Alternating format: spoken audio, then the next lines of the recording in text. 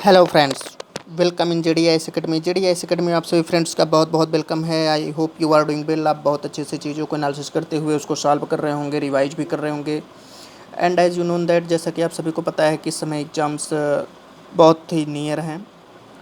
और यहाँ पर द हिंदू एडिटोरियल्स और न्यूज आर्टिकल्स, करंट अफेयर्स के जितने भी टॉपिक्स होते हैं वो सब के सब कवर किए जाते हैं।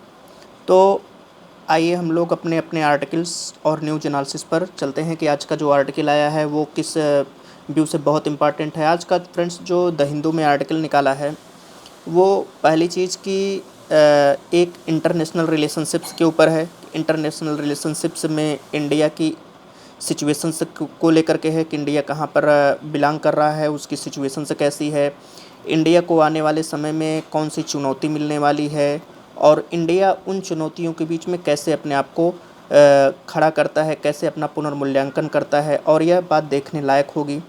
पूरे विश्व मंच पर, वैश्विक मंच पर इंडिया की जो रणनीति है उसका पूरा का पूरा खाका खींचा गया है। उसके बगल में जो आर्टिकल है टू द टेंगो, एक राजनीतिक आर्टिकल है, उससे हमको कोई लेना देना नहीं है। एक आर्टिकल है वार्निंग को लेकर के, जो अभी मैंने कल उसको बताया था कि ग्लोबल जो टेम्परेचर है वो विश्व मौसम संगठन ने उसकी चेतावनी दी है कि आने वाले समय में उसमें ग्लोबल टेम्परेचर में वृद्धि होगी।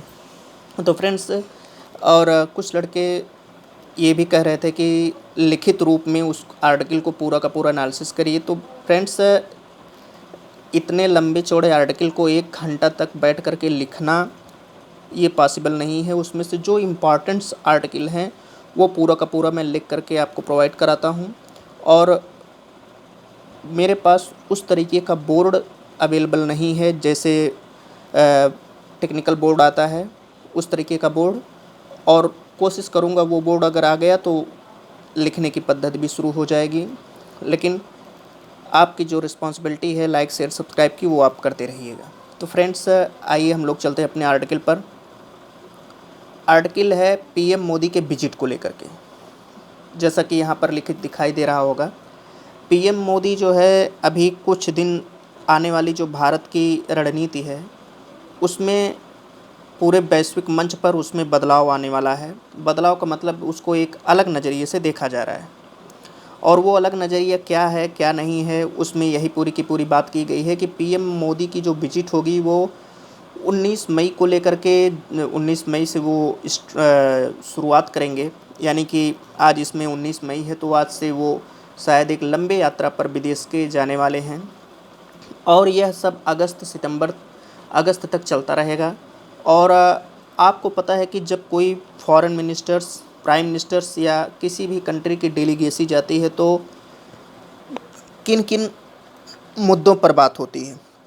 वो मुद्दे होते हैं बायलैटरल रिलेशनशिप्स, द्विपक्षीय संबंध, ट्रेड, व्यापार को लेकर के, एजुकेशन को लेकर के, इकोनॉमी को लेकर के, कल्चर को लेकर के, एग्रीकल्चर को लेकर के, जितनी भी इस तरीके के टॉपिक होते हैं, इस तरीके के जो टाइज होते हैं उस पर बात होती है। आयात निर्यात के संबंध में बात होती है। इसके अलावा जो ग्लोबल इशू होते हैं, जो ग्लोबल इशू में जहाँ पर कॉन्फ्लिक्ट हो रहा है, जैसा कि आपको पता होगा कि इसमें रसिया और यूक्रेन पिछले 1.5 सालों से आपस में जूझ रहे हैं, उसका कोई भी समाधान निकलता हुआ नहीं दिखाई दे रहा है।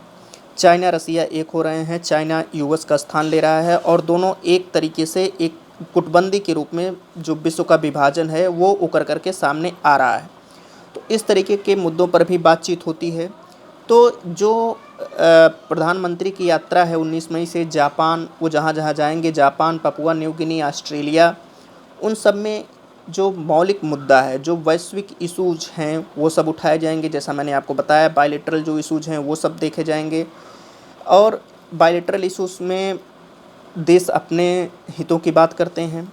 और जो वहाँ सब बात अभी मैंने बताया कि जो चाइना क्या काम कर रहा है कि जियोपॉलिटिकल चेंज के रूप में अब उभर रहा है। जियोपॉलिटिकल चेंज का मतलब यह है कि जहाँ कहीं भी विश्व में संघर्ष होता है, चाइना अपना हित देखता है। चाइना हित देखने के बाद उसके बीच में इन जो है मीडिएटर के तौर पर कार्य करके अपना वर्क करता है। जैसे अभी संयुक्त अरब और ईरान के मध्य में उसने मध्यस्थता की, फिर अपनी डेलीगेसी को यूक्रेन और रसिया के मध्य में भेजा, तो इस तरीके से जहाँ-जहाँ भी कॉन्फ्लिक्ट हो रहे हैं, जहाँ-जहाँ भी वैश्विक रणनीति में बदलाव हो रहा है, वहाँ चाइना पहले ही जो काम अमेरिका करता था वही अब काम चाइना कर रहा है, ग्लोबल पुलिसिंग का काम। और वो अपना हित देखता है, अपने हित के अलावा कुछ नहीं देखता, उसमें उसका हित जुड़ा रहता है। वो खुद को ग्लोबल पावर समझना चाहता है और ग्लोबल पावर के लिए उसके पास मिलिट्री कैपेबिलिटी भी है, इकोनॉमिक कैपेबिलिटी भी है, वर्ल्ड की सेकंड मोस्ट इकॉनमी है और वर्ल्ड की थर्ड मेजर मिलिट्री इक्विपमेंट है उसके पास। इंडिया के पास दो के दोनों वीकेंट हैं, हालांकि अपने आप में बहुत हैं, लेकिन अगर एक वैश्विक नज़रिए पे देखा जाए तो इंडिया का सैन्य क्रम में चौथा स्थान आता है। लेकिन इंडिया का जो सैन्य उपक्रम है वह मैक्सिमम आयात पर डिपेंडेंट है और इकोनॉमी के रूप में इंडिया के पास डोमेस्टिक प्रॉब्लम्स भी है, इंटरनेशनल प्रॉब्लम्स भी है, निर्यात को लेकर के और डोमेस्टिक मांग को लेकर के। तो इंडिया अभी ग्लोबल पावर बनने से, इंडिया की जो भी पिछला आर्टिकल आया था वो इसी से रिलेटेड है कि इंडिया का जो सॉफ्ट पावर है वो केवल बातों से और भाषणों से नहीं हो सकता, उसके लिए आपको वर्क भी करना पड़ेगा। हर मोर्चे पर आपको सामना करना पड़ेगा, चाहे वो ग्लोबल हो चाहे वो डोमेस्टिक हो, हर मोर्चे पर आपको स्ट्रांग करना पड़ेगा। तो जो ये पीएम मोदी की यात्रा है वहाँ पर जो बातें की जाएंगी, चाइना के भू परिदृश्य में जो बदलाव कर रहा है चाइना, उसको लेकर के, जो यूक्रेन में वार हो रहा है रसिया और यूक्रेन आपस में भिड़ रहे हैं और अभी तक उसका कोई भी सोल्यूशंस नहीं निकल पाया, उसको लेकर के, ट्रेड को लेकर के जो व्यापार में सैंक्शंस की बात की जाती है, व्यापारिक मुक्त व्यापार की बात न करके वहाँ पर टैरिफ की बात की जाती है, वगैरह वगैरह जो बातें की जाती हैं उसको लेकर के। सप्लाई चेन का मतलब होता है कि जो श्रृंखलागत जो सप्लाई की जाती है, यानी कि आयात और निर्यात में कोई बाधा न पहुँचे, फूड सिक्योरिटी को लेकर के, एनर्जी सिक्योरिटी को लेकर के और तमाम ऐसी जो बातें हैं वो सब इन यात्राओं से मिलती हैं और ये सब यात्राओं में वो सब बातें उकेरी जाती हैं, प्रकट किया जाता है, डिस्क्लोजर किया जाता है और उन सब के मध्य बात की जाती है। मोदी का जो, और फिर इसके बाद ये जो विजिट है अभी 19 मई को, उसके बाद ये जो है मोदी को यूएस जाना है। यूएस जून में वो जाएंगे अमेरिका में और वहाँ पर भी मेनी स्ट्रेटजिक फोरस पर बातचीत होगी। बहुत सारे जो रणनीतिक मुद्दे हैं, इंडिया यूएस टाई की जो, इंडिया और अमेरिका बहुत सारे रणनीतिक मुद्दों पर बातचीत करते हुए उनके जो समझौते हैं वो और भी समीप आएंगे। ये जो मोदी की यात्रा होगी उससे अमेरिका और इंडिया और भी करीब आने की बात इसमें की जा रही है आथर के द्वारा। फिर इसके बाद 3-4 जुलाई को एससीओ समिट होगा। जब वहाँ से लौटेंगे तो ये जो होगा, यहाँ पर जो विरोधी गठबंधन है, देखिए एससीओ समिट में होता क्या है, जो संघाई कारपोरेशन ऑर्गेनाइजेशंस है वो उसमें हुआ क्या कि वहाँ पर मेनली 2017 में ही इंडिया ने ज्वाइन किया था एज ए फुल मेंबर, रसिया ने इसको लिया था और चाइना ने पाकिस्तान को लिया था। तो वहाँ पर भारत के दो विरोधी गठबंधन आपस में ऑलरेडी हैं, जैसा कि आपको पता है कि चाइना पाकिस्तान। और अभी ये जो चाइना और पाकिस्तान है वो एक ही सुर में बात करते हैं, एक ही बात करते हैं। और ये जो एससीओ का जो गठबंधन होता है वो गठबंधन क्या है कि वहाँ पर बायलैटरल जो मुद्दा होना चाहिए, जो और सारे मुद्दों पर बातचीत करनी चाहिए, वो ना करके इंडिया पाकिस्तान के ऊपर आरोप लगाता है कि ये आतंकवाद विरोधी गतिविधियों को जारी करता है, उसको फंडिंग करता है, भारत के खिलाफ छद्म युद्ध जारी करता है। चाइना जो है एलएसी के मुद्दे पर बात करता है और रसिया जो है उसमें चाइना के दबाव में आकर के चाइना के सपोर्ट की बात करता है। ये आपस में वहीं पर एक तरीके से गुट बन गए हैं और कोई अदर बात नहीं की जाती, जैसे ट्रेड को लेकर के और कोई नई एक्टिविटी उसमें अभी तक निकल करके सामने नहीं आई है। तो ये और बहुत ही जल्द इसमें ईरान और बेलारूस को भी जोड़ा जाएगा एससीओ जो आने वाला है। तो एससीओ में क्या है, म्यांमार को जो है एक ऑब्जर्वर के रूप में शामिल किया गया है और यह बड़े पैमाने पर जो है जो पश्चिम के देश हैं, पहले क्या होता था कि जो पश्चिमी देश हैं वो पश्चिमी देश पहले बहुत बड़े बड़े, जब से द्वितीय विश्व युद्ध की समाप्ति हुई थी तो उसमें बहुत बड़े बड़े, आप पढ़ते होंगे कि संगठन बनाते थे और वहाँ पर चूंकि लोकतंत्र बहुत पहले आ गया था, वो आज जो दक्षिण एशिया में युद्ध का एक रूप चल रहा है, ये सब आज से करीब 200-300 वर्ष पहले यूरोप में चलता था और वो सब युद्ध समाप्त होकर के अब वो युद्ध शिफ्ट हो गया है दक्षिण एशियन कंट्री में। तो वहाँ पर लोकतंत्र की जो इस्टेब्लिश है, लोकतंत्र की जो स्थापना है वो बहुत पहले ही की जा चुकी थी, इसलिए वो सब इन सब बातों को समझते हैं। अब यहाँ दक्षिण एशिया में जो बात की जा रही है, ये सब जो संगठन बना रहे हैं, पश्चिम के जो देश हैं वो एंटी वेस्टर्न ग्रुपिंग के तौर पर देखते हैं। बड़े पैमाने पर वहाँ पर ये पश्चिमी देशों के जो ग्रुप थे, उनके समान रूप से एक तरीके से यहाँ पर बनाए जा रहे हैं। आप देख रहे होंगे बहुत सारे संगठन दक्षिण एशिया में बने हैं, जैसे एससीओ हो गया, फिर ब्रिक्स हो गया, सार्क हो गया, एशियन नेशंस के हो गए। तो यहाँ पर क्या है कि ये जो संगठन बनाया गया है, इसमें जब म्यांमार हो जाएंगे, ईरान आ जाएगा, बेलारूस आ जाएंगे, तो ये जो है पश्चिम के हर देश के द्वारा ये स्वीकृत किए गए हैं। और एससीओ की जो इम्पोर्टेंस है वो ये है कि ये पूरे वर्ल्ड का मेजर पॉपुलेशन कंट्रोल करता है, जीडीपी ग्रोथ को कंट्रोल करता है, एनर्जी रिसोर्सेज को कंट्रोल करता है। क्यों? क्योंकि एससीओ में रसिया है जो कि क्षेत्रफल के रूप में सबसे बड़ा देश है, और दूसरा शक्तिशाली जो सैन्य क्षमता है, वर्ल्ड सेकंड लार्जेस्ट सैन्य क्षमता है। इंडिया वर्ल्ड फोर्थ लार्जेस्ट सैन्य क्षमता है, और चाइना इकोनॉमी के रूप में दूसरा और सैनिक क्षमता के रूप में तीसरा। तो इस हिसाब से एससीओ का बहुत बहुत बड़ा इम्पोर्टेंट रोल है, क्योंकि वर्ल्ड की जो 5 कंट्री होती हैं सैनिक क्षमता और इकोनॉमिक क्षमता में, वो एससीओ में है। तो ये मैक्सिमम जो जीडीपी ग्रोथ वर्ल्ड का होता है, एनर्जी रिसोर्सेज हैं, एनर्जी रिजर्व है, वो सब यही कंप्लीट करते हैं एससीओ ही। तो एससीओ का इम्पोर्टेंस इसमें है। और अभी पिछले महीने में गोवा में क्या हुई थी कि विदेश मंत्री की बैठक हुई थी, और विदेश मंत्री की जो बैठक हुई थी उसमें चाइना और रसिया जो है वो जो बायलैटरल रिलेशनशिप्स होता है इंडिया के द्वारा, इंडिया ने क्या काम किया कि बायलैटरल रिलेशनशिप्स अपना मेनली पाकिस्तान के ऊपर, जैसा मैंने अभी बताया कि वो पाकिस्तान को कंट्रोल करने के लिए वहाँ पर जब भी एससीओ समिट होता है तो उसमें इंडिया पाकिस्तान के सिवा कुछ नहीं करता, इंडिया पाकिस्तान की बात करता है। तो चाइना और रसिया ने क्या काम किया कि जो इसका बहुपक्षीय परिणाम होता है, वो बहुपक्षीय परिणाम इसको जो है ढकना शुरू कर दिए, ढकना स्टार्ट कर दिए कि अब यहाँ पर आप लोग देखिए आ गए होंगे, इसको लेकर के ढकना स्टार्ट कर दिए।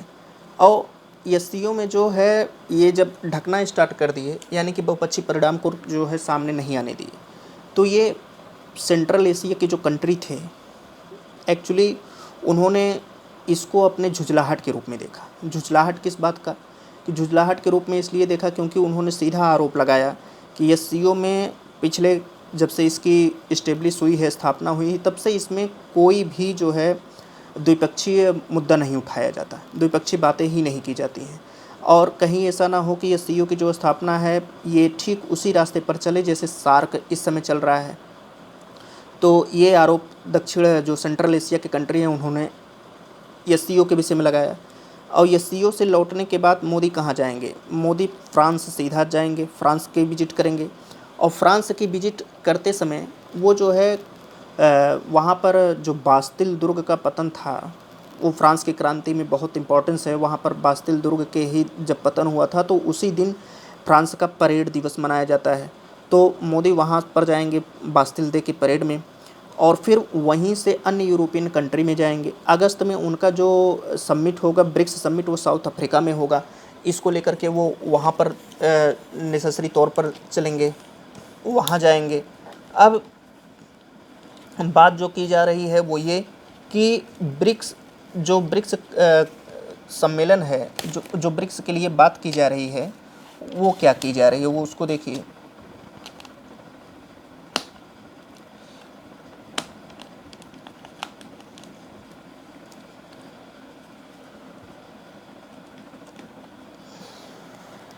जो ब्रिक्स है वहाँ पर रसिया के समय में जो रसिया है वो पेमेंट के विषय में बात की जाएगी। ब्रिक्स पेमेंट श्रृंखला मैकेनिज्म का विकल्प जो होगा वो, क्योंकि पेमेंट के विषय में अभी जो डॉलर डोमिनेटेड अंतर्राष्ट्रीय स्तर पर डॉलर की मांग की जाती है व्यापार के लिए, तो ब्रिक्स में जब ये लोग आपस में मिलेंगे, इंगेजमेंट होगा वहाँ ब्रिक्स के कंट्रियों का, तो डॉलर के भुगतान करने के लिए डॉलर का कोई विकल्प होगा पेमेंट करने के लिए, उसको ये लोग बात करेंगे, उस पर अपनी बातचीत करेंगे।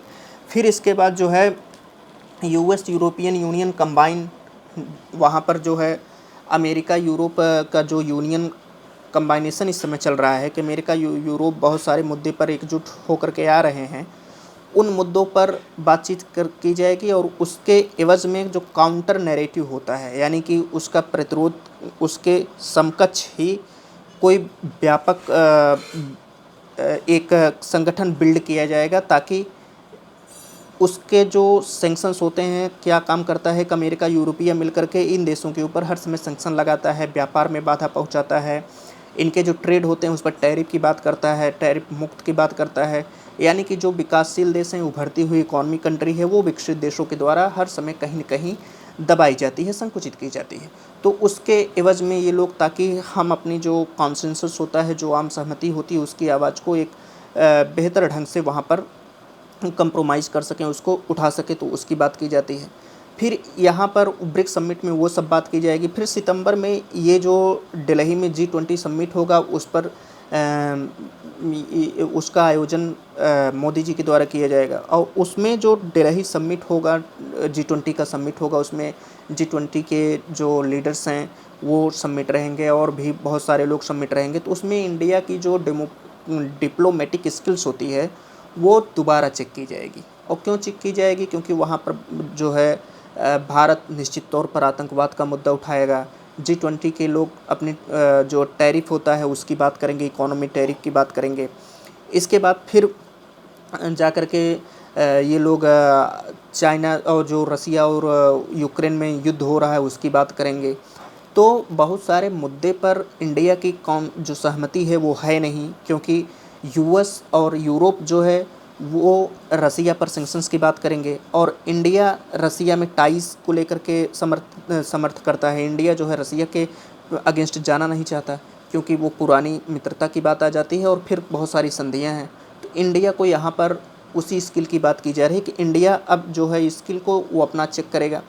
तो कौन सी स्किल के लिए, यानी कि कौन से ऐसे तरीके हैं जिसमें वहाँ चेक किया जाएगा। तो एक तो इसकी बात की जाएगी, दूसरा एनर्जी रिसोर्सेज की बात की जाएगी। तो बहुत सारे मुद्दों पर इंडिया का जो मत है, इंडिया का जो विचार है, वो यूएस और यूरोपियन कंट्री से मैच नहीं करता है, और बहुत सारे मुद्दों पर इंडिया का विचार रसिया और चाइना से मैच नहीं करता है। तो इनके मध्य इंडिया कैसे अपनी बात करता है, कैसे अपनी जो है क्षमता, कैसे अपनी डिप्लोमेटिक जो क्षमता है उसको ला करके एक आम सहमति पर सारे देशों को मजबूर करता है। फिर जलवायु परिवर्तन पर अमेरिका और यूएस वही आरोप लगाएंगे कि विकासशील देश ज़्यादा मात्रा में कार्बन उत्सर्जन करते हैं। इसके बाद इंडिया कहेगा कि विकसित देश टेक्नोलॉजी प्रदान करें, वही बातें सब रिपीट होंगी। तो उस पर इंडिया की जो डिप्लोमेटिक पावर है उसको देखने लायक होगी कि इंडिया कैसे उसको जो है कंसाइन करता है, कैसे उस पर अपनी जो है बात लेकर के आता है, कैसे उस पर आम सहमति करता है। और अभी तक इंडिया के पास क्या है कि ये सब जो चेंजबिलिटी आ रही है वर्ल्ड ऑर्डर को लेकर के, जियोपॉलिटिकल चेंज हो रहा है, उसमें इंडिया की स्टैंड जो राइटर हैं वो कह रहे हैं कि अभी इंडिया जो ये सब इंगेजमेंट हो रहा है, इस समय जो इंगेजमेंट पूरे वर्ल्ड में हो रहा है वो कोई एक्सीडेंटल नहीं है, कोई दुर्घटना नहीं है। और भारत के लिए वो कह रहे हैं कि भारत जो नॉन अलाइजमेंट, भारत पर जो गुट निरपेक्षता का आरोप लगता है कि भारत गुट निरपेक्ष कंट्री है, वो किसी भी गुट का समर्थन नहीं करता है। तो इंडिया के लिए तो न तो ये कोई दुर्घटना है और न ही नॉन अलाइजमेंट समर्थन है। तो अगर मोदी के व्यू में देखें तो मोदी ने अभी तक लगातार जो है गुट निरपेक्षक आंदोलन को लेकर चलने से मना किया है, पर्सनली मना किया है, क्योंकि वो किसी भी गुट का समर्थन नहीं करते। उन्होंने सीधा मना किया। जो मोदी का व्यू है वो मल्टी डायरेक्शनल इंगेजमेंट है, मतलब कि वो बहुपक्षीय डायरेक्शनल इंगेजमेंट को देखते हैं, बहुपक्षीय संस्थानों को देखते हैं, बहुपक्षीय दृष्टिकोण रखते हैं, ताकि हर देश की जो मोदी की जो डिप्लोमेटी है वो नॉन एलिजमेंट न होकर के मल्टी डायरेक्शनल इंगेजमेंट है। और इसका जो एग्जाम्पल है वो अभी 2017 में आप देखिए कि इंडिया ने क्वाड ज्वाइन किया, और जब इंडिया ने क्वाड ज्वाइन किया तो चाइना ने उस पर सीधा अपनी भावनाओं पर आरोप लगाया कि यह जो क्वाड है, अभी भी वो आरोप लगाता है कि क्वाड एक ऐसी संस्था है जो चाइना के कंट्रोल में बनाई गई है, जो चाइना को कंट्रोल करने के लिए बनाई गई है, चाइना को कंट्रोल करने के लिए बनाई गई है और चाइना के बदले में बनाई गई है। तो इसके बाद 2017 के बाद जो है इंडिया ने एससीओ ज्वाइन किया। फिर 2023 में G20 में इटली और इंडोनेशिया के साथ स्थानों का आदान प्रदान भी किया। तो इस हिसाब से जो मोदी का जो व्यू है, यानी कि इंडियन जो डिप्लोमेसी करेंटली है वो पिछले से जो पिछली डिप्लोमेटिक थी वो क्या था कि नॉन अलाइजमेंट था, गुट निरपेक्षता, कि हम किसी भी गुट का साथ नहीं देंगे, पहले हम अपनी देखेंगे। हालांकि आवश्यकताएं जितनी होती हैं उसके एवज में जो डिप्लोमेसी होती है वो चेंज होती रहती है। तो भारत शुरू में आज़ाद हुआ था, गुट निरपेक्षता गलत नहीं था, क्योंकि ये सब कंट्री भारत को आज़ाद किए थे, भारत के पास कुछ था नहीं। अगर उस समय अलायंस बना लिया जाता तो शायद ये दिक्कत की सामना हो जाती, दिक्कत करना पड़ता भारत को, क्योंकि भारत जो है किसी भी एक तो 300 साल बाद आज़ादी के बाद से निकला था और इसका सारा खनिज संसाधन सब कुछ विदेशियों ने हड़प लिया था। तो उस समय भारत कैसे खुद को मजबूत करता, तो उस परिप्रेक्ष्य में गुटनिरपेक्षता बहुत सही था, पहले खुद खड़े हो जाएं, इसके बाद अलायंस की बात करें। तो ये जो है वो समय की बात है। और आज क्या है, आज भारत एक मजबूत स्थिति में है, तो आज यहाँ पर नॉन अलाइजमेंट जो है वो ना होकर के मल्टी डायरेक्शनल इंगेजमेंट हो गया है। अब इंडिया क्या है, अब इंडिया की जो बैलेंसिंग फोर्स है वो अब उसकी बात राइटर करें कि भारत ने लगातार जो है इस बैलेंस को स्ट्रांग किया है। जो कंटिन्यू बैलेंसिंग फोर्स की बात की जाती है मेंटेन करने को लेकर के, वो इंडिया के द्वारा हर समय की जा रही है और इंडिया इसको लगातार मेंटेन बना करके चल रहा है। और इंडिया के सामने जो चुनौती है, जो इंडिया फेसेस कर रहा है, अच्छा आप इंडिया की बात देखिए, इंडिया कर क्या रहा है। इंडिया के इर्द गिर्द 2 परमाणु मुल्क हैं, एक चाइना और एक पाकिस्तान। और पाकिस्तान बात बात पे परमाणु बम फेंकने की बात करता है। अगर पड़ाका भी दगाता है तो कहता है कि हम परमाणु बम फेंक देंगे, छोटा वाला पौवा वाला परमाणु बम फेंक देंगे। तो वह परमाणु बम को लेकर के बात करता है। और चाइना परमाणु बम की बात नहीं करता, लेकिन एक बिग डिटरेंस क्रिएट करता है जो स्थिति है। तो इंडिया की जो स्थिति है वो अन्य देशों से अलग है। अमेरिका की स्थिति देख लीजिए, अमेरिका कहाँ है, अमेरिका के ऊपर कनाडा है, कोई भी परमाणु बम नहीं है। नीचे क्या है, छोटे मोटे ग्वाटेमाला और मध्य अमेरिका और ये सब जो कंट्रीज हैं अमेरिका महाद्वीप ज्योग्राफी में, आप देखिए परमाणु बम की बात तो छोड़ दीजिए, सही से बंदूक भी नहीं होगी। तो अमेरिका की स्थिति अलग है, अमेरिका चाहे जो वहाँ पर करे। रसिया की स्थिति देख लीजिए, रसिया की यूरोपियन कंट्री, रसिया इधर एशिया में और उधर यूरोप में दोनों तरफ फैला हुआ है। चाइना की स्थिति आप देख लीजिए, मतलब ये सब जो कंट्री हैं इनकी जो भौगोलिक स्थिति है, उन इजराइल की स्थिति देख लीजिए, इजराइल क्यों इतना ज़्यादा जो है उत्तेजित रहता है। अभी गाज़ा में उसने क्या किया, गाज़ा में घुस करके 300 फिलिस्तीनियों को गिरफ्तार किया, अभी मैंने कल ही बताया, और वहाँ पर रॉकेट से हमला भी किया, क्योंकि इजराइल के आसपास कोई भी परमाणु मुल्क नहीं है। अगर इजराइल के आसपास कोई भी परमाणु मुल्क होता तो इजराइल शांति की बात करता। तो इंडिया की जो विदेश नीति है वो एक मायने में बहुत ही बेहतरीन और बहुत ही सुदृढ़ है। क्यों? क्योंकि इंडिया को अन्य कंट्रियों की तरह शून्य का सामना नहीं करना पड़ रहा है। हमारे आसपास कोई भी परमाणु मुल्क नहीं है, हम जैसे चाहें वैसे तोड़ें। इंडिया के बगल में चाइना है जो इंडिया से हर दृष्टिकोण में 1 नहीं 10 गुना आगे है, इकोनॉमी और मिलिट्री के कैपेबल में कंपैरिजन में। और पाकिस्तान किसी भी क्षेत्र में आगे नहीं है, लेकिन उसके पास परमाणु बम है। तो इंडिया को एक अलग रणनीति अन्य देशों से बना करके चलनी पड़ती है कि पहली चीज़ अपनी आंतरिक स्टेबिलिटी बनाए, दूसरा अपनी जो सीमा है वो चाइना के साथ मिलती है, बहुत लंबी सीमा मिलती है, लगभग जो है 4000 किलोमीटर के लंबसम मिलती है। तो इस हिसाब से भारत को एक समन्वयकारी और मध्यम मार्गी नीति अपना करके चलनी पड़ती है। जो लोग ये कहते हैं कि भारत को परमाणु बम लगा करके उड़ा देना चाहिए, परमाणु बम है, भारत बहुत स्ट्रांग है, ऐसा नहीं हो सकता, क्योंकि भारत की स्थिति अन्य देशों की स्थितियों से अलग है। तो भारत की जो फॉरेन पॉलिसी है वो बैलेंस को मेंटेन बनाए रखने के लिए होती है। बैलेंस को लेकर के ये जो फोर्सेज होते हैं, जो शक्ति होती है, उसको बैलेंस की बात की जाती है और अपनी जो स्थिति है उसको स्टैंड की जाती है एक स्ट्रांग के रूप में, एक शांतिपूर्वक। भारत की इस समय जो सिचुएशन है पाकिस्तान और चाइना के एवज में, जो यहाँ की भौगोलिक स्थिति है, भारत शांतिपूर्वक बहुत मजबूती से खड़ा रहता है। कोई भी नहीं, अपनी जो स्वीट स्पॉट है, यानी कि जो मीठी मीठी बातों से, जो चतुराई से उसको जो मेंटेन करने की बात करती है, वो दोनों से मेंटेन किए हैं। लेकिन न तो चाइना की हिम्मत पड़ती है, न तो पाकिस्तान की हिम्मत पड़ती है कि और ज़रूरत पड़ने पर वहाँ पर इंडिया अपनी मिलिट्री पावर भी दिखा देता है, और मिलिट्री में किसी से कम है भी नहीं। चाइना ये अच्छी तरीके से जानता है कि हम इंडिया को डायरेक्ट नहीं काउंटर कर सकते, उसके लिए वो रणनीति तय करता है, भारत को घेरने की नीति। भारत भी उसी की तरह रणनीति तय करता है कि तुम हमको घेरो, हम तुमको घेरेंगे। तो ये सब चलता रहता है बैलेंसिंग फोर्स के रूप में। और ये सब ट्रेड अभी जो करेंटली सिचुएशन है वो ट्रेंड में चल रहा है साउथ ईस्ट एशिया के साथ, ग्लोबल साउथ के साथ। ये सब अधिक जो है ज़्यादा महत्वपूर्ण दिखाई दे रहे हैं, अधिक ट्रेंड में चल रहे हैं। इंडिया इनके साथ घुल मिल रहा है, संगठन बना रहा है, संधि कर रहा है, तो ये अधिक दृश्य में दिखाई देते हैं। ये नॉन अलाइजमेंट के परिप्रेक्ष्य में कहा गया है कि इंडिया नॉन अलाइजमेंट नहीं करता है, वो मल्टी डायरेक्शन को लेकर के चलता है। और जो अदर कंट्रीज़ हैं, अच्छा आप एक बात ये देखिए, सऊदी अरब, यूनाइटेड अरब अमीरात, टर्की, इजराइल, जो ये सब कंट्री हैं, ये सब अपना जो संबंध बनाए हैं, टाइज जो किए हैं पश्चिमी देशों के साथ किए हैं, वेस्टर्न कंट्री के साथ किए हैं। और वेस्टर्न कंट्री का एक ही मकसद होता है ट्रेड को लेकर के, क्योंकि वो ऑलरेडी युद्ध बहुत ज़्यादा लड़ चुके हैं, इतना ज़्यादा लड़ चुके हैं कि अभी जिन कंट्रियों की उत्पत्ति भी नहीं हुई है, यानी वो अभी उसमें जब से वो स्वतंत्रता पाए हैं उतना साल नहीं हुआ है, उससे ज़्यादा ये सब कंट्रीज युद्ध लड़ चुके हैं जो वेस्टर्न कंट्री हैं। कभी आप वर्ल्ड हिस्ट्री जब पढ़ाएंगे तो बताएंगे। तो वो सब युद्ध को दरकिनार करते हैं, पहले अपनी सिक्योरिटी देखते हैं और इकोनॉमिक रूप से कितना हम स्ट्रांग है कितना नहीं स्ट्रांग है उसको देखते हैं, तो इकोनॉमी को लेकर के चलते हैं। और ये सब कंट्री हैं पश्चिमी एशिया के, इनकी मैक्सिमम जो टाइज हुई है वेस्टर्न कंट्री के साथ हुई है। और इन देशों के साथ तेल है, अधिकतम मात्रा में ये सब तेल की खान है, और पश्चिमी देशों को तेल चाहिए, तो टाइज करेंगे क्यों नहीं, तो मीठी मीठी बातें बहका करके टाइज करना ही है।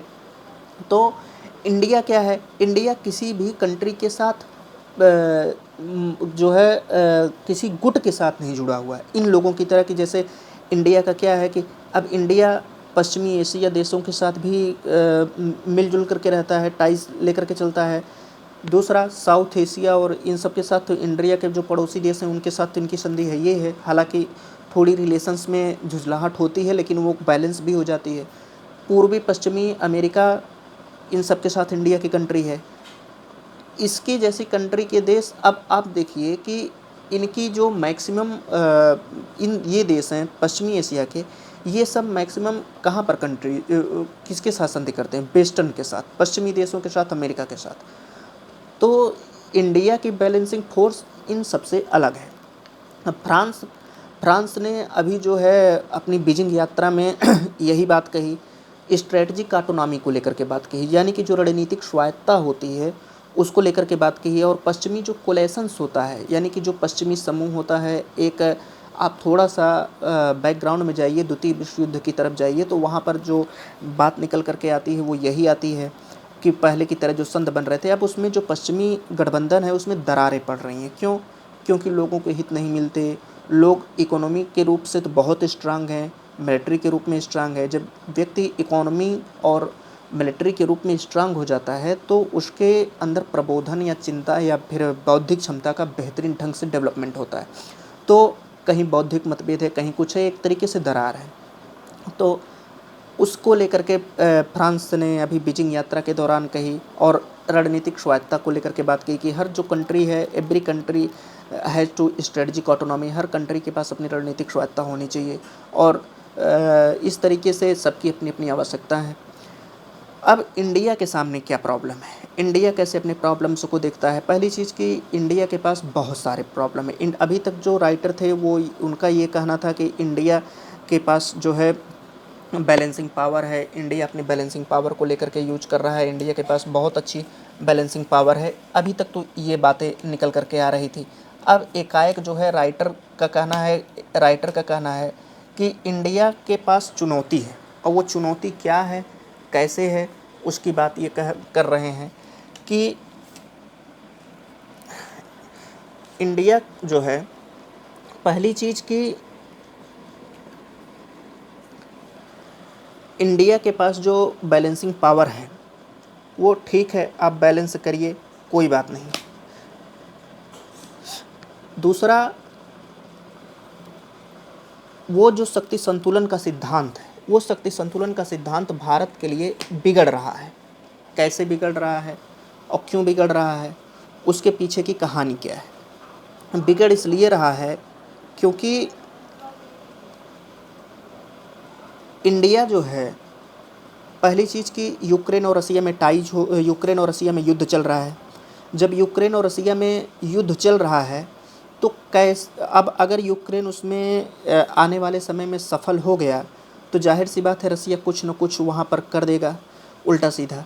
और रसिया अगर कर देगा तो फिर रसिया अगर करेगा तो इंडिया के ऊपर जाहिर सी बात है उसका इफेक्ट न केवल इंडिया के ऊपर बल्कि पूरे विश्व के ऊपर पड़ेगा। तो यूक्रेन की अगर सफलता आगामी समय में तक हो जाती है, या यूक्रेन युद्ध रुक जाता है, या उसका कोई निदान निकल जाता है, तो रसिया के साथ अपना संबंध इंडिया को पुनर्विचार करने की आवश्यकता है कि वो अपनी टाइज कैसे रसिया के साथ रखेगा। अगर चाइना ने एलएसी पर कोई भी गड़बड़ी कर दी तो भारत के लिए एक परेशानी नई रूप में खड़ी हो जाएगी, और भारत को इसका समाधान खोजना ही पड़ेगा कि कैसे एलएसी पर वो अपना समाधान खोजे और एलएसी पर कोई भी गड़बड़ी ना हो। और चाइना जो रणनीतिक बदलाव कर रहा है उसके लिए उसको अपनी संधि पर, अपनी जो मल्टी डायरेक्शन इंगेजमेंट है उस पर अपनी जो है बदलाव करने की आवश्यकता है। यानी एलएसी को लेकर के, यूक्रेन के साथ रसिया के संबंधों को लेकर के। और चाइना रसिया के ऊपर दबाव डालता है, क्यों दबाव डालता है? क्योंकि रसिया देखिए कहीं न कहीं इकोनॉमी के रूप से कमज़ोर है। अब रसिया कमज़ोर है तो रसिया की खुल करके मदद चाइना करता है। क्यों करता है? क्योंकि चाइना जो है वो वर्ल्ड सेकंड लार्जेस्ट इकॉनमी है, और चाइना की थिंकिंग और रसिया की थिंकिंग, ये दोनों thinking against US and America के विरुद्ध और यूरोप के भी विरुद्ध है। तो दोनों के मत जब एक हैं तो दोनों आपस में संगठन करते हैं, टाइज करते हैं और वो सब बनाते हैं। इसके बाद यही सब बातें निकल कर के चाइना और रसिया को बहुत सारे कमज़ोर लाते हैं। जब चाइना खुल करके रसिया और चाइना को एक साथ लेकर के आते हैं, और जब चाइना खुल करके रसिया का सपोर्ट करता है तो रसिया दबाव में आकर के, चीन के दबाव में आकर के अगर जो मेजर इक्विपमेंट एक्सपोर्ट करता है इंडिया, आयात करता है रसिया से, जो हमारे हथियार होते हैं, वो अभी भी यद्यपि अमेरिका के साथ वो झुका हुआ है थोड़ा सा, लेकिन रसिया के साथ उसका निरंतर आयात बना हुआ है हथियारों को लेकर के। क्योंकि अभी हथियार में, मिसाइल सेक्टर्स में इंडिया उतना स्ट्रांग नहीं हो पाया है कि वो अपनी आयात की क्षमता को घटा सके, उसको एक निम्नतम स्तर पर ला सके। तो अगर चाइना दबाव डालता है रसिया के ऊपर, तो अगर रसिया जो है हार्डवेयर इक्विपमेंट, जो मिलिट्री हार्डवेयर इक्विपमेंट होता है वो सब, यानी कि हार्डवेयर उपकरण और मिसाइल्स और ये सब जो संधि है शस्त्रों के लेन देन के ऊपर, अगर उसको रोक देता है तो भारत के लिए बहुत बड़ी प्रॉब्लम खड़ी हो जाएगी। रसिया जो अपना आयात करता है, यानी कि जो भारत से पेमेंट लेता है, उसकी भुगतान समस्या इंडिया को लेकर के अभी पिछले हफ्ता मैंने बताया था कि वो रसिया अपने पैसे में लेना चाहता है, जबकि इंडिया कहता है कि रुपए में लो। अभी इस पर कोई भी टाइज निकल करके सही आई नहीं है। तो इसलिए इंडिया के पास ये भुगतान समस्या को लेकर के, मिलिट्री इक्विपमेंट को लेकर के, टाइज को लेकर के, ये सब बहुत बड़ी समस्या हो जाएगी। और फिर इंडिया को अपना ये भी देखना है कि अगर इस युद्ध से कोई भी, यानी कि रसिया और यूक्रेन में जब से युद्ध हो रहा है तो अमेरिका, यूरोप जो है बहुत क्लोजली आ गए हैं, और ये दोनों भारत पर लगातार प्रेशर डाल रहे हैं, कंटिन्यू प्रेशर डाल रहे हैं एक विकल्प लेने पर कि या तो आप रसिया की तरफ जाओ या तो आप हमारी तरफ आओ। इंडिया क्या कर रहा है? इन दोनों को लॉलीपॉप दे रहा है। लॉलीपॉप देने का मतलब ये है कि एक तरफ कर रहा है कि हम रसिया के अगेंस्ट नहीं जा सकते, नहीं है वो, उस पर वो चुप्पी साध लेता है, साइलेंट बोल देता है, साइलेंट हो जाता है, कुछ भी नहीं करता। तो अमेरिका और यूरोप इस वजह से परेशान है कि इंडिया खुल करके क्यों नहीं बोलता है, उसको खुल करके बोलने के लिए बात की जाती है। दूसरा, यूरोप जो है वो, इंडिया अभी क्या काम किया हाल ही में कि रसिया से जो तेल आयात करता है सस्ते कीमत पर, यूरोप में भी काफ़ी हल्ला उसके ऊपर मचा हुआ है। अभी पिछले दिनों यूरोप के जो विदेश मंत्री हैं उन्होंने कहा कि इंडिया पर हम सैंक्शंस लगाएंगे, क्योंकि इंडिया सस्ते दर पर जो प्राइस कैप $60 बिलियन रखा गया है, $60 बिलियन, वो इंडिया ने उसका उल्लंघन किया और इससे सस्ते दर पर रसिया से तेल आयात करके गुजरात में जो रिफाइन की फैक्ट्री लगी हुई है उसमें वो तेल को संशोधित करके और प्रोडक्ट बना करके इनडायरेक्टली तरीके से यूरोप के बाज़ारों में निर्यात करता है। तो इस पर सैंक्शंस लगाने की ज़रूरत है। ये एक तरीके से रसिया के जो रसिया का ही तेल हमको मिल रहा है, वो अप्रत्यक्ष तरीके से मिल रहा है, और ये भारत के थ्रू मिल रहा है। अगर उस पर जो है यूरोपियन कंट्री चार्ज लगा देती है, सैंक्शंस लगा देती है, तो क्या होगा? तब भारत को कैसी रणनीति अपनानी पड़ेगी, उस पर भारत को अपना विचार करना पड़ेगा। दूसरी, अब रसिया और यूक्रेन में जब से युद्ध हो रहा है, तो जो एक ओल्ड ट्रीटी हुई थी काट्सा, ये जो है रसिया की जो S-400 मिसाइल है भारत ने निर्यात किया है, इस पर अमेरिका जो है प्रतिबंध लगा सकता है काट्सा के तहत उस पर प्रतिबंध लगा सकता है मिसाइल लेने पर, कि रसियन मिसाइल न खरीदे इंडिया, उस पर अभी भी दबाव बन रहा है। तो कुल मिला कर के बात जो निकल कर के आती है वो ये है कि इंडिया को अपनी जो कैपेबिलिटी है, जो फॉरेन डेलीगेसी को लेकर के, जो फॉरेन पॉलिसी को लेकर के जो डेलीगेसी है, वो दोनों मोर्चों पर, दोनों साइड पर जो भू राजनीतिक जो बदलाव हो रहे हैं उसका सामना करना पड़ रहा है, उस पर वर्क करना पड़ेगा।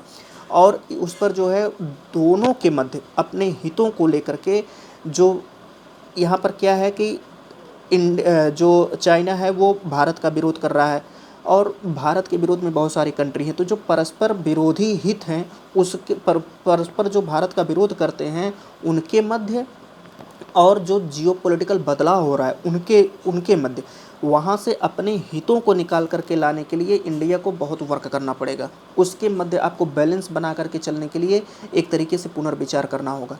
अब ये बात करते हैं कि जो SCO समिट होगी जुलाई में ब्रिक्स, और इसके बाद जो अगस्त में ब्रिक्स समिट होगी, अगर उसमें इंडिया जो है जो G20 समिट होने वाला है सितंबर में, उसमें चाइना और रसिया को एक मुद्दे पर आम सहमति से उसका जो ज्वाइंट कम्युनिके होता है, जो ज्वाइंट संवाद होता है, उस पर चाइना और रसिया को नहीं लेकर के आ पाया, तो भारत के लिए जो आगे आने वाला अवसर है वह बहुत ही डिफ़िकल्ट होने वाला है।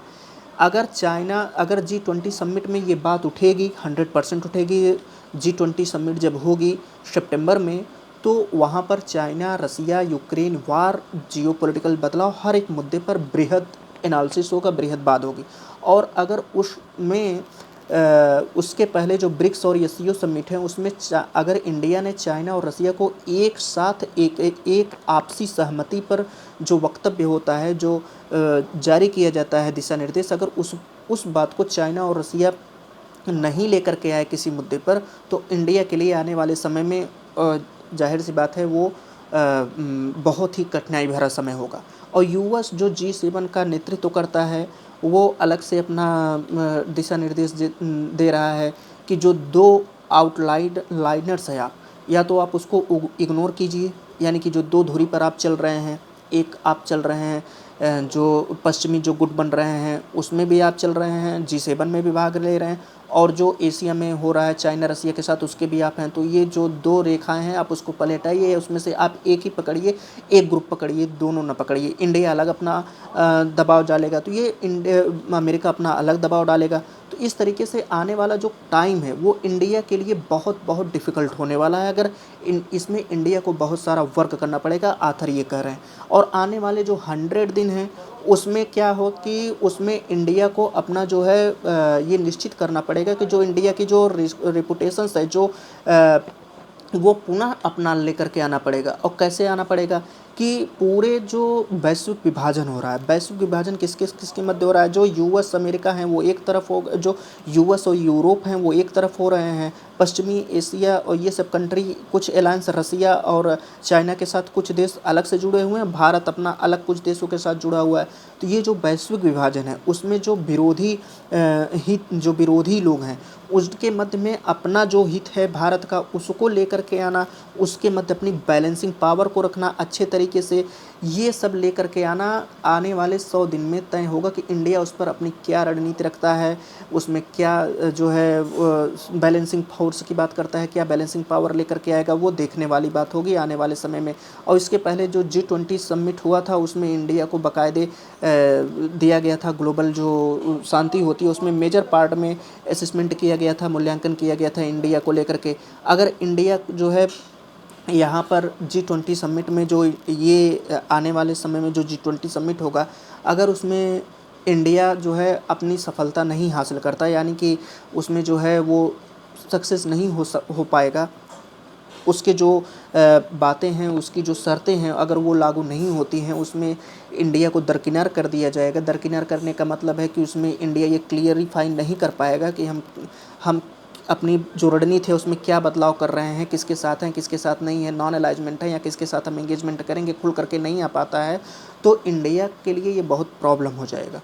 और इंडिया जो है ये इंडिया को एक पुनर्विचार करने को कह रहे हैं कि इंडिया अपनी पॉलिसी पर वो पुनर्विचार करे, वो अपनी रणनीति को जो बदलना चाहिए उस पर अपना पुनर्विचार करने की इंडिया को बात की जा रही है कि इंडिया उसमें अपना मूल्यांकन करे, खुद से मूल्यांकन करे कि वो कैसे कर सकता है, कैसे नहीं कर सकता है। तो फ्रेंड्स, ये पूरा का पूरा जो बैलेंसिंग आर्टिकल था इंडिया को लेकर के जो बात कही गई थी वो आर्टिकल हमने आपको बताया।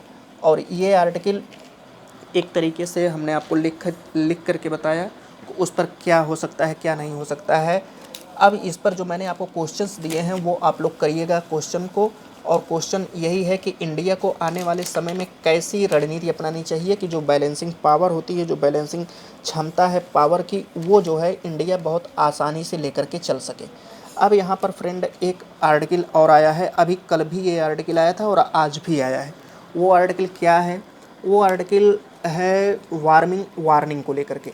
वार्मिंग अभी कल ही जो है वैश्विक मौसम संगठन, जो वर्ल्ड मेट्रोलॉजिकल ऑर्गेनाइजेशन होता है, WMO जो होता है, उसने चेतावनी देने का मतलब है उसने सीधा कहा कि आने वाले समय में जो ग्लोबल टेम्परेचर है वो 2023 से 27 के बीच 1.1 डिग्री सेल्सियस से लेकर के 1.8 डिग्री सेल्सियस रूप में बढ़ेगा। और ये जो बढ़ेगा वो 1850 से लेकर के 1900 के बीच में जो ग्लोबल टेम्परेचर था उससे ज़्यादा बढ़ेगा।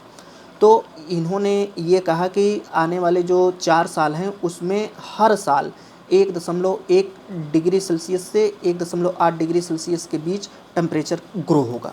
और ये तो इन्होंने कह दिया। और ये भी कहा साथ में कि 66% यानी कि 66% इस बात की संभावना है कि टेम्परेचर जो है वो 1.5 डिग्री सेल्सियस जो प्री इंडस्ट्रियल एरिया में था उससे वो ऊपर हो जाएगा। और ये जो है इन्होंने ये पूरा का पूरा कहा। और ये कम से कम जो 2027 में है उसके 1 साल पहले इन्होंने ये बताया कि ये जो टेम्परेचर में वृद्धि होगी वो 2027 तक 5 सालों के मध्य जो है सबसे ज़्यादा एक्सीड करेगा टेम्परेचर। और ये जो टेम्परेचर में वृद्धि है इसको लेकर के जो अंतर गवर्नमेंट पैनल होता है क्लाइमेट चेंज पर, उन्होंने फिर से इसको दोहराया कि जो इसके परिणाम होंगे वो भयावह होंगे, ग्लोबल वार्मिंग के रूप में आएगा। क्लाइमेट समिट जो एग्रीमेंट हुआ है उसके ऊपर फिर से इस पर जो है टेम्परेचर जो राइज हो रहा है और जो इससे चुनौतियां उभर करके सामने आएंगी उसको लेकर के बात करनी चाहिए। और यहाँ पर जो ग्लोबल पॉलिसी लाई गई थी वो 2 डिग्री सेल्सियस से ऊपर चली जाएगी। जो टेम्परेचर्स है वो 2 डिग्री सेल्सियस से ऊपर चला जाएगा। जो अभी ग्लोबल समिट हुआ था यानी कि ये ग्लोबल टेम्परेचर पर जो समिट गठित हुई थी उसकी बात कर रहे हैं। फिर इसमें WMO ने ऐड किया कि जो 2023 से लेकर के 27 तक जो टेम्परेचर रिकॉर्ड होगा वो 14.84 डिग्री सेल्सियस 2016 में था और उससे ज़्यादा ये आगे बढ़ जाएगा। और ये 0.060 डिग्री सेल्सियस गर्म होगा पिछले साल के रिकॉर्ड से, यानी कि 2015 के रिकॉर्ड से 0.07 डिग्री सेल्सियस से। और ये 5 सालों के मध्य में 2023 से 27 के मध्य सबसे ज़्यादा ये टेम्परेचर होगा। और कंपैरिजन ये कर रहे हैं कि 2028 से 22 की तुलना में 2023-27 के मध्य ये सबसे ज़्यादा हाई होगा। और ये भी कर रहे हैं कि जो ओशियन है वो गर्म हो रहा है। और गर्म ओशियन जो है इसमें जो एल नीनो है ENCO, एल नीनो साउथर्न जो दक्षिणी दोलन होता है एल नीनो का, वो दिसंबर टू फरवरी 2023-24 के लिए वहाँ पर जो सेंट्रल केंद्रीय भूमध्य रेखीय प्रशांत जो महासागर है उसका टेम्परेचर आधा डिग्री बढ़ जाएगा, जो सामान्य से 1 डिग्री ज़्यादा होगा। और ये सब जो बढ़ जाएगा उसके लिए अब इंडिया की बात कर रहे हैं। इंडिया का जो मेट्रोलॉजिकल डिपार्ट है वो कह रहा है, वो पहले ही ये घोषणा कर चुका है कि एल नीनो के दौरान भारत में जो बारिश की संभावना है वो 1 डिग्री वो जो है अपने न्यूनतम स्तर पर रहेगी, बहुत कम होगा। और भारत की जो एग्रीकल्चर है वो कृषि जो आधारित है वो वर्षा आधारित है भारत की एग्रीकल्चर, तो इस पर बहुत इफ़ेक्ट पड़ेगा। और फिर यहाँ पर जो गर्म समुद्र होते हैं, अगर अगर समुद्र गर्म है तो बहुत ही तगड़ा चक्रवात भी लेकर के आता है, और वो चक्रवात मोचा के रूप में देखा गया, जिसमें म्यांमार में लगभग लगभग 60 लोग मारे गए, और वहाँ पर बहुत सारे जो और भी संपत्ति होती है वो डैमेज हुई। तो इस तरीके से ये आने वाला जो समय है वो बहुत ही एक तरीके से फ़ियरफुल होने वाला है, डरावना होने वाला है, ख़ास करके जलवायु को लेकर के, ख़ास करके उसके इफ़ेक्ट को लेकर के और एग्रीकल्चर को लेकर के। तो इंडिया में राइटर कह रहे हैं कि इंडिया ने सुधार किया है, लेकिन इंडिया को जो है उसमें अपने इंफ्रास्ट्रक्चर में, ख़ास करके जो डिजास्टर मैनेजमेंट होता है, जो आपदा प्रबंधन होता है, जैसे कहीं आग लग गई, कृषि के सेक्टर्स में कोई गड़बड़ी हो गई, बारिश नहीं हुई, फसलों का कम उत्पादन हुआ, और जो है कहीं बाढ़ आ गई, कहीं सूखा पड़ गया, कहीं भूस्खलन हो गया, यानी कि आपदा प्रबंधन के जितने भी रूप होते हैं उसमें इंडिया को बहुत ही आवश्यक रूप में इंफ्रास्ट्रक्चर के रूप में निवेश करना होगा, ताकि इंडिया इन सब का सामना बहुत ही उचित ढंग से कर सके। तो वही बात ये कर रहे हैं कि ग्लोबल क्लाइमेट की जो बात की जा रही है वो तो की ही जा रही है कि साइक्लोन आएंगे, उसका इफ़ेक्ट फूड के रूप में पड़ेगा, माइग्रेंट के ऊपर पड़ेगा, और बहुत सारी चीज़ों के ऊपर पड़ेगा। तो यहाँ पर एग्रीकल्चर के रूप में ऑलरेडी जो भारत की कृषि है वो डिपेंड रहती है इनके ऊपर। तो ये सब जो इफ़ेक्ट पड़ेगा, क्या इंडिया उसके लिए तैयार है? तो इंडिया को जो है उसमें अपना देना पड़ेगा, इंडिया को जो है अपना जो इन्वेस्टमेंट है उसमें मैक्सिमम करना पड़ेगा, ताकि सारी चीज़ें जो हैं वो इंडिया अच्छे तरीके से सामना कर सके। तो ये फ्रेंड पूरा का पूरा जो था वार्निंग को लेकर के था, यानी कि जलवायु जो गर्म हो रहा है उसकी चेतावनी के ऊपर लेकर के था। अब ये जो वाला आर्टिकल है, money is about more than just survival, तो ये उतना इम्पॉर्टेंट नहीं है, इन्होंने ये कथा कहानी लिखा है, इससे कोई भी क्वेश्चंस नहीं क्रिएट होता। अब यहाँ पर देखिए एक बात निकल करके सामने आ रही है, और वो कौन सी बात है, ये जो एक और न्यूज़ है, और वो कौन सी न्यूज़ है वो अभी हम बता रहे हैं आपको। ये देखिए यहाँ पर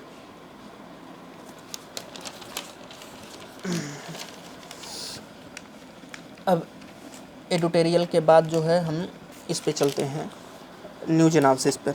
यहाँ पर देखिए न्यूज़ एनालिसिस में कुछ बातें निकल करके आई हैं, और वो बातें क्या हैं, India is planning to hold quad meet in Japan.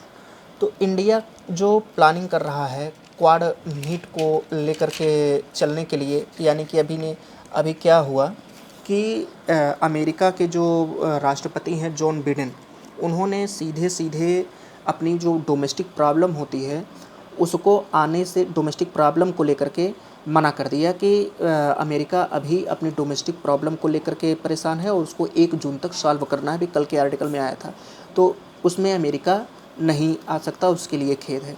तो ऑस्ट्रेलिया के जो प्रधानमंत्री थे, सिडनी में होने वाला था क्वाड मीट, तो उसको जो है कैंसिल कर दिए। अब इंडिया की जो प्लानिंग है वो क्वाड मीट को जापान में लेकर के है, हिरोशिमा में, वहाँ पर क्वाड मीटिंग करेगा।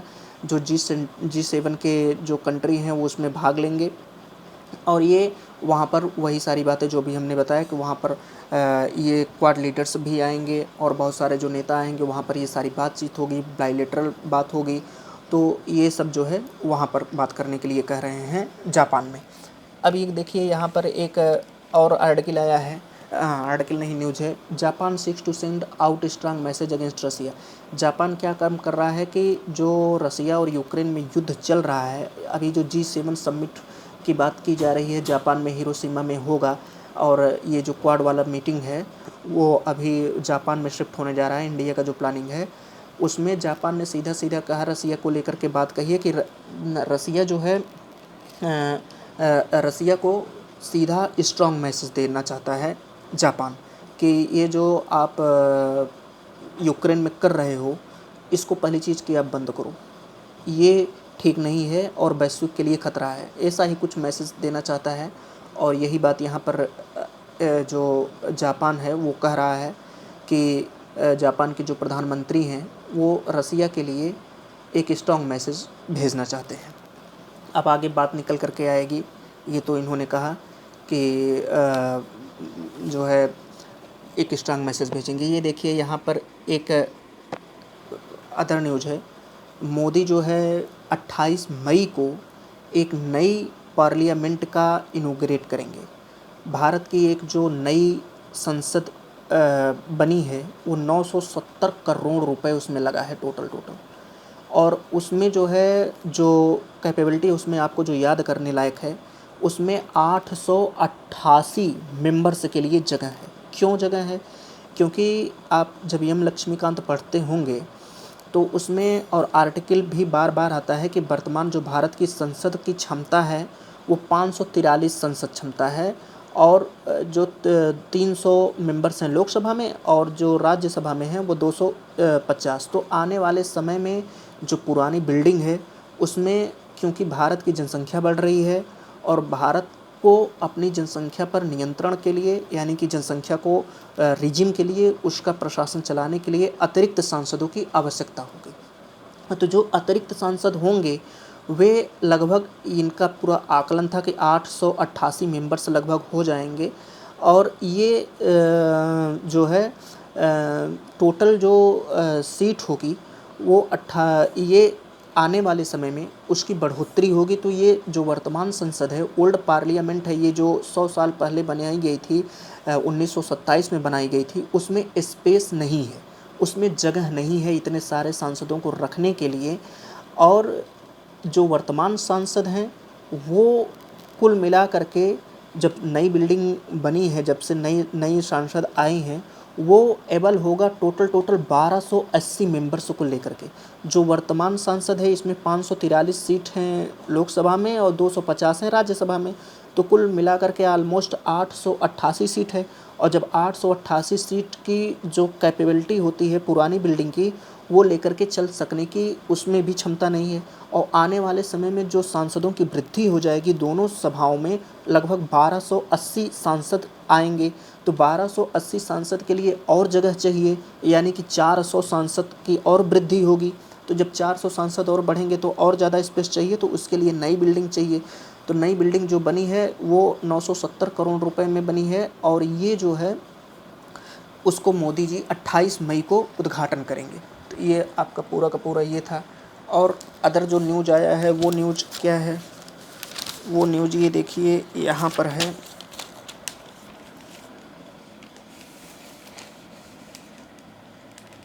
ये न्यूज़ है, श्रीनगर को लेकर के बात की जा रही है। श्रीनगर G20 मीट, श्रीनगर में जो G20 का सम्मेलन होने वाला है उसके चलते वहाँ पर स्कूल बंद कर दिए गए हैं। पॉलिटिशियन और मॉनेटरी जो है वो अलर्ट पर हैं। तो ये हॉलीडे 17 तारीख से है, और सुरक्षा जो एजेंसियाँ होती हैं वो बहुत चौकन्नी हैं। और G20 यहाँ टूरिज़्म आएगा जो श्रीनगर में, उसके एवज में ये सब वर्किंग ग्रुप जो मीटिंग होगा अगले सप्ताह शेड्यूल है जो, उसके एवज में ये सब प्रोटेक्शंस को लेकर के वर्क कर रहे हैं। G20 श्रीनगर में जो मीटिंग होने वाली है वो बहुत ही बेस्ट है। श्रीनगर हुई क्यों चुना गया? पहली बार ऐसा हो रहा है कि भारत में जम्मू कश्मीर में कोई वैश्विक संस्था की मीटिंग आयोजित की जा रही है, वो भी जम्मू कश्मीर में।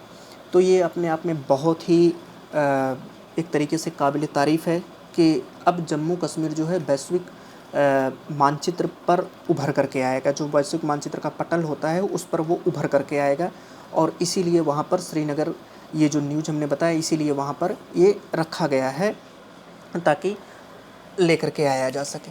तो फ्रेंड्स, इस तरीके से ये जो आर्टिकल था, ये पूरा का पूरा आर्टिकल हमने आपको बताया कि कैसे जो है आपको करना क्या है, उसका मैंने न्यूज़ एनालिसिस किया और एडिटोरियल पूरा का पूरा एनालिसिस किया, और जो उस पर हमने क्वेश्चन दिए हैं वो आप लोग करके आइएगा न्यूज़ एनालिसिस और क्वेश्चन को। और मिलते हैं नेक्स्ट लेक्चर पर नए आर्टिकल के साथ। तब तक के लिए अलॉट ऑफ थैंक्स फ्रेंड्स, और जितना हो सके उतना शेयर, लाइक, सब्सक्राइब करना ना भूलिए।